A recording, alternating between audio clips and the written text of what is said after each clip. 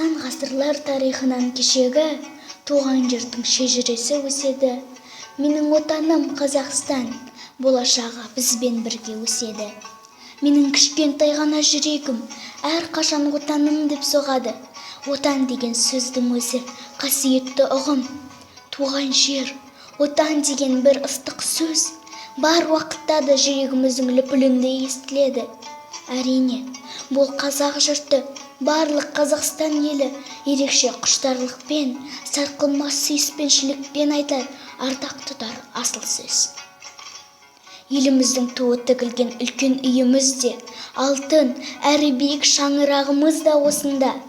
Бар әлемді бір дүр сілкіндірген табыстарымыздың ұйытқысы да осында. Бейбітшілігіміз де, жақсылығымыздың да ұясы Қазақстан. Менің елім, туған жерім Қазақстан.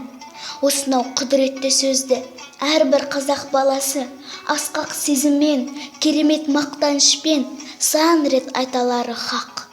Сонау ұлан байтақ жері Алтайдан Атырауға дейін созылып жатыр.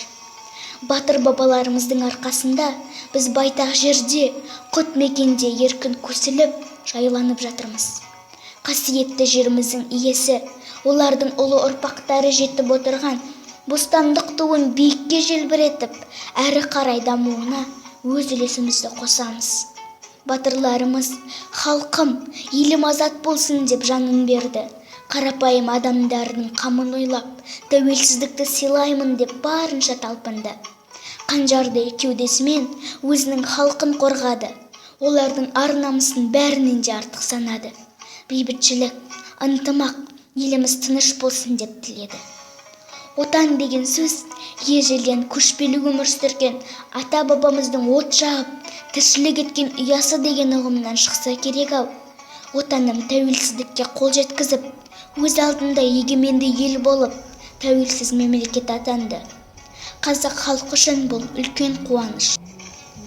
Дәл осындай қазақ елі атты азат ел барын, көк аспанда шарықтап ұшқан, қалықтап ұшқан, көк туын желбіретіп ұшқан, қыран бейнелі қайратты халық бар екендігін өзге елдерде танып жатыр.